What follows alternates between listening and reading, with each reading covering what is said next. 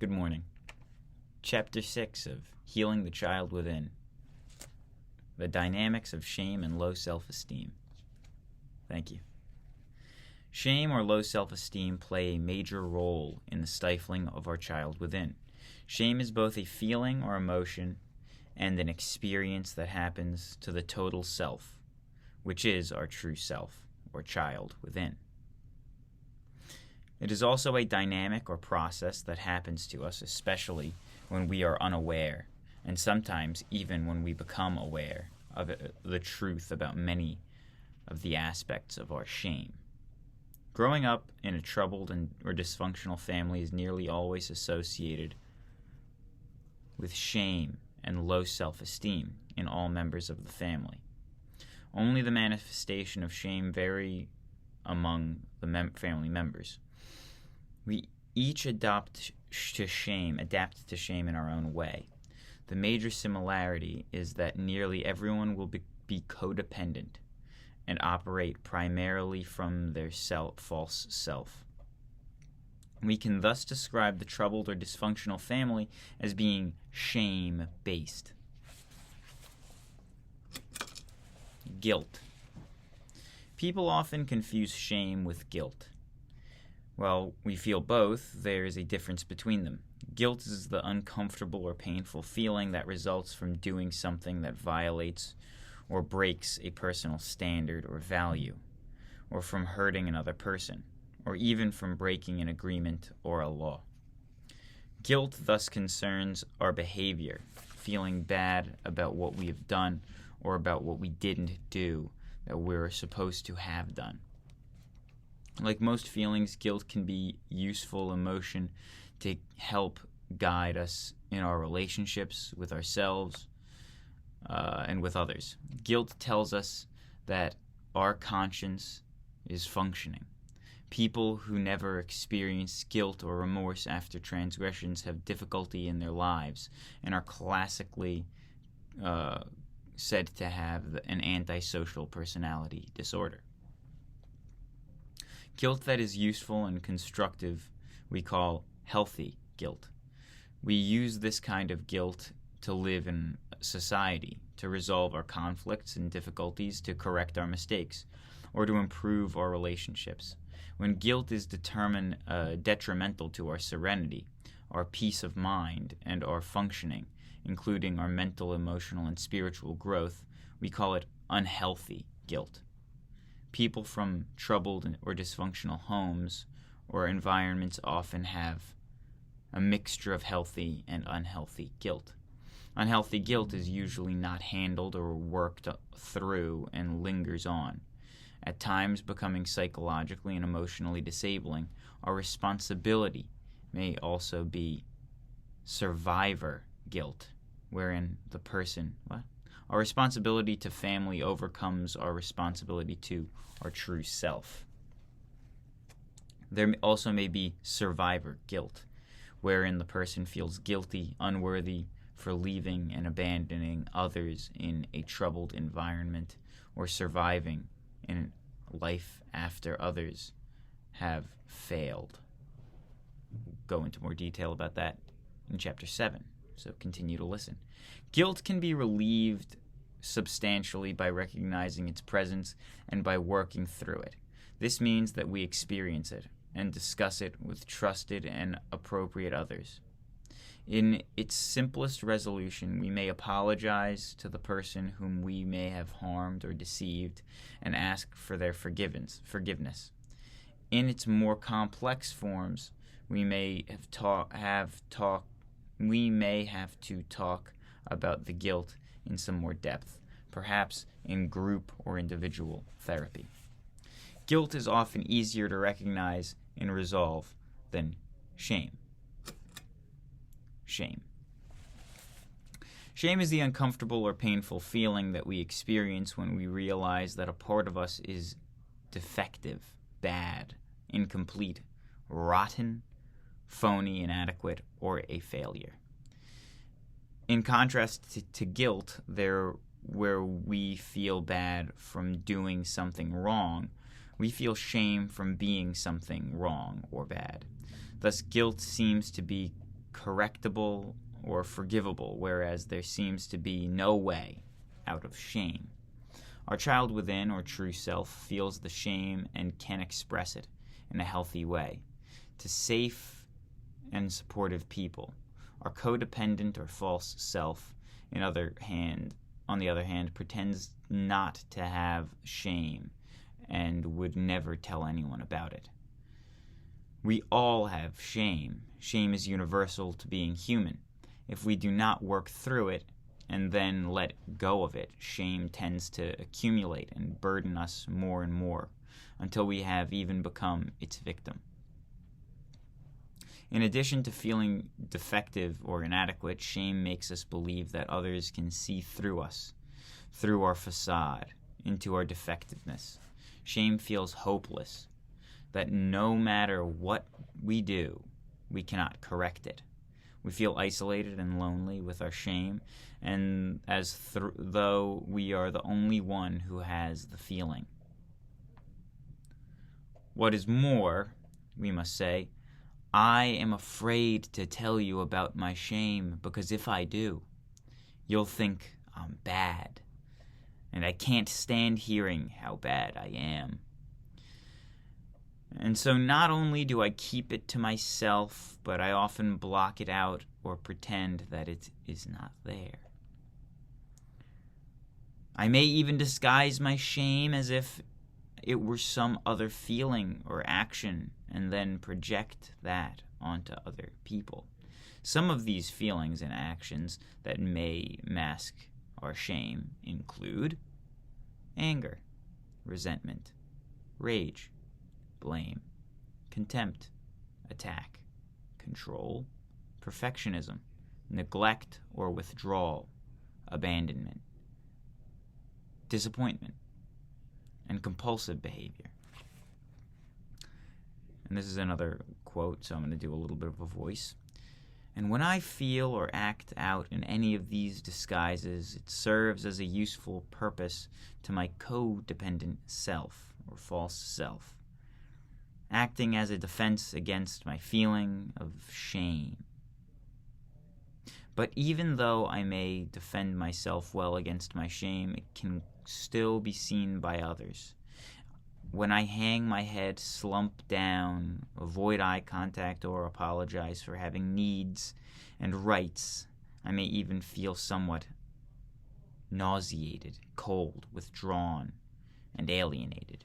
But no matter how well I may defend myself and others against it, my shame will not go away. Unless I learn what it is, experience it, and share it with safe and supportive others. An example of the guise that our shame can take happened in group therapy with Jim, a 35-year-old accountant. He began to tell the group about his relationship with his father, who lives in another state. Every time I talk on the phone, he tries to judge me. I get so confused that I want to hang up.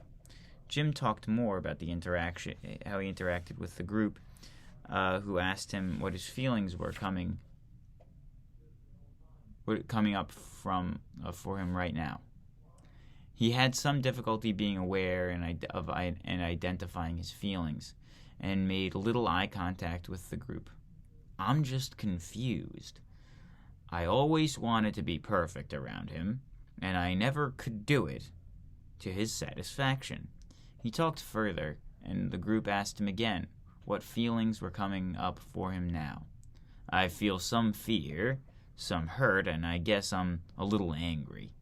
As the group leader, I also asked him if he might be feeling some shame, as though he were somehow inadequate person. He said, "No, why would you think of that?"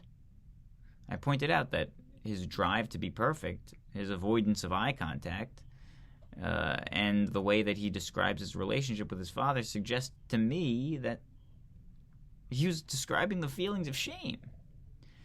A tear came from his eye, and he said he would have to think about that.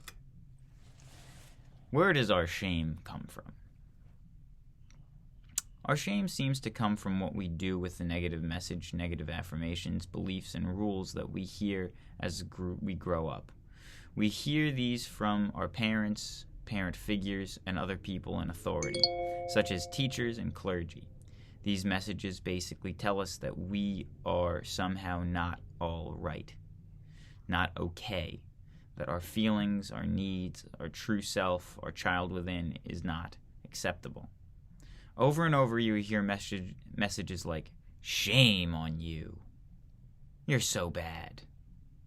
You're not good enough." We hear them so often, and from people on whom we're so dependent and to whom we are so vulnerable, that we believe them. And so we incorporate or internalize them into our very being. As if that were not enough, the wounds is compounded by negative rules that stifle and prohibit otherwise healthy healing and needed expressions of our pain, which we'll see in Table 6 shortly. Rules like don't feel, don't cry, and children are to be seen and not heard. And also, not only do we learn that we are bad, but we are not to talk openly about any of it. However, these negative rules are often inconsistently enforced, as described in the previous chapter. The result? Difficulty in trusting rule makers and authority figures, and feeling of fear, guilt, and more shame. And where do our parents learn these negative messages and rules? Most likely from their parents and other authority figures. Table 6. Negative rules and negative messages commonly heard in alcoholic or other troubled families. Negative rules. Don't express your feelings. Don't get angry. Don't get upset. Don't cry. Do as I say, not as I do. Be good, nice, perfect. Avoid conflict. Don't think or talk, just follow directions. Do well in school. Don't ask questions. Don't betray the family. Don't discuss the family with other outsiders. Keep our family's secrets secret. Be seen, not heard. No back talk. Don't contradict me. Always look good. I'm always right. You're always wrong. Always be in control. Focus on the alcoholic's drinking. Focus on the alcoholic's drinking. Drinking is not the cause of our problems. Drinking is not the cause of the problems or other troubled behaviors. Always maintain the status quo. Everyone in the family must be an enabler. Negative messages. Those were all negative rules. Now negative messages. Shame on you. You are not good enough. I wish I'd never had you. Your needs are not all right with me. Hurry up and grow up. Be dependent. Be a man. Big boys don't cry. Act like a nice girl or lady. You don't feel that way. Don't be like that. You're so stupid or bad. You caused it. You owe it to us. Of course we love you. Of course we love you. I'm sacrificing myself for you. How can you do this to me? We won't love you if you blank. You're driving me crazy. You'll never accomplish anything. It didn't really hurt. You're so selfish. You'll be the death of me yet. That's not true. I promise. Then breaks it. You make me sick. You're so stupid. I wanted a boy/girl. And then you fill in the expletive. That wasn't fun. The shame-based family. When everyone in a dysfunctional family comes from and and communicates with others from a base of shame, it may be described as being shame-based. Parents in such families did not have their needs met as infants and children, nor usually as they continue into adulthood. They often use their children to meet many of these unmet needs. Shame-based families often feel, though not always, often have secrets. Shame-based families often have family secrets. This secret may span all kinds of shameful conditions, from family violence to sexual abuse to alcoholism to having been in a concentration camp. Or the secret may be as subtle as a lost job, lost promotion, or lost leadership, or lost relationship. Keeping such secrets disables all members of the family, whether or not they know the secret. This is because being secretive prevents the expression of questions, concerns, and feelings, such as fear, anger, shame, and guilt. And the family thus cannot communicate freely. And the child within of each family member remains stifled, unable to grow and to develop.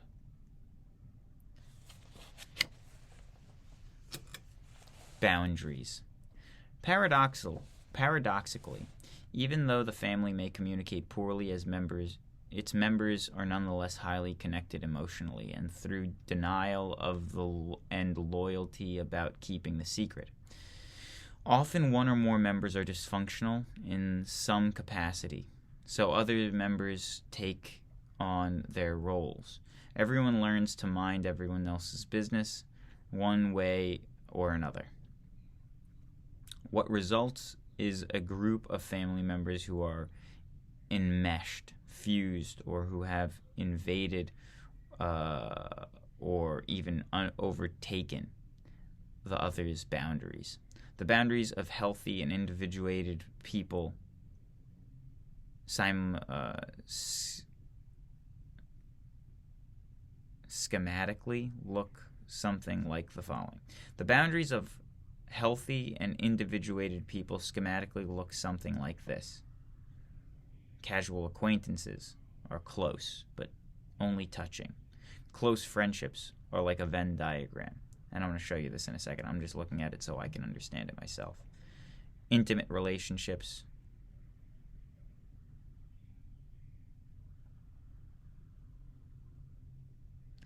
I'm not really sure what I'm looking at, but here's the picture. This is close acquaintances. This is close friendships. This says intimate relationships, but I'm not sure. Is all of this intimate relationships? Because if it is, I don't get it.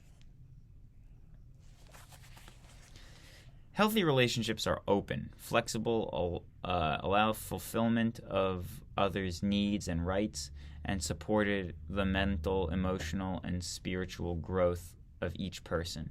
While they often While they are often intimate and close, their intensity has flexible ebb and flow that respects each member's needs and allows each to grow as individuals. By contrast, enmeshed or fused relationships may schematically look like this. Enmeshed or fused.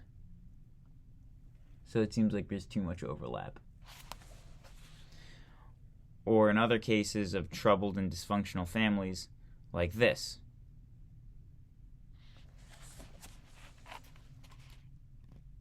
So the big circle is the alcoholic or similarly troubled person. This is the big circle, the similarly troubled person or the alcoholic. Then you have the codependent spouse is the circle that's got the little nub out of the circle. And then you have the child who's very much within it, but also, you see. These enmeshed or fused relationships are generally unhealthy, close, rigid, and tend to discourage the fulfillment of one another's needs and rights. They tend not to support the mental, emotional, and spiritual growth of each person. Little or no ebb and flow of closeness and distance is allowed. The case histories of Karen and Barbara illustrate such unhealthy and fused boundaries. To survive in such an enmeshed relationship, we generally use several defenses, such as denial, the secret, our feelings, and our pain, and projection of our pain onto others, attacking, blaming, and rejecting. However, when we leave the shame-based relationship, even though we may have survived and we still are surviving, such a shame-based and codependent stance of fear, guilt, denial, and attack does not tend to work for us. When we leave an unhealthy relationship and try to use the same way as our defenses in relating that we use to survive an unhealthy one, those ways and defenses don't tend to work well with unhealthy relationships. Codependent person is nearly always enmeshed in some way with one or more people. While we are in a codependent, same-based relationship, we may feel like we are losing our minds, going crazy. When we try to test reality, we are unable to trust our senses, our feelings, and our reactions. And ladies and gentlemen, thank you for listening. I'm going to pause here, and we're going to finish this tomorrow. Thank you. God bless. Enjoy your day.